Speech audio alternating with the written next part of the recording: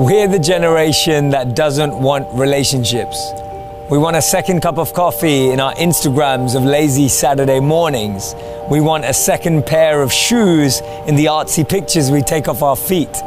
We want that Facebook official relationship that everyone can like and comment on. We want the post that wins relationship goals. We want that date for Sunday morning brunch, someone to drown our sorrows for the Monday blues. We want that Taco Tuesday partner, someone to text us good morning on a Wednesday. We want a +1 for all the weddings we keep getting invited to. How did they do it? How did they find their happily ever after? But we're the generation that doesn't want a relationship. We swipe left in hopes of finding the right one. We try to special order our soulmates like we do on Postmates. We read 5 ways to know he's into you and 7 ways that she will fall for you, thinking we can upcycle a person into a relationship like a Pinterest project. We invest more time in our Tinder profiles than we do into our personalities, yet we're the ones who don't want a relationship.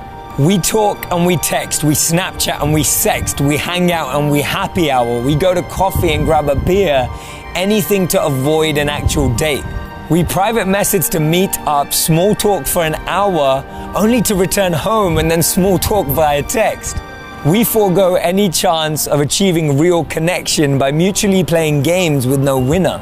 The only thing we end up winning is most likely to be alone. We want the facade of a relationship without the work of a relationship. We want the hand-holding without the eye contact. We want the teasing without the serious conversations. We want the pretty promise without the actual commitment. We want to celebrate the anniversaries without the 365 days that lead up to them.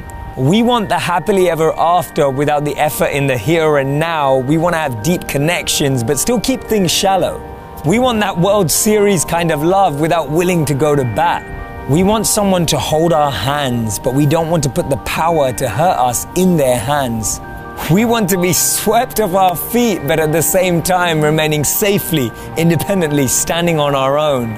We want to keep chasing love, but we don't want to actually fall into it. We don't want relationships, we want friends with benefits. We want Netflix and chill and nudes on Tinder. We want everything that will give us the illusion of a relationship without an actual relationship. We want the rewards with no risk. We want the payout with no cost. We want to connect enough but not too much. We want to commit a little but not a lot. We take it slow, we see where it goes. We don't want to label things, we just go with the flow.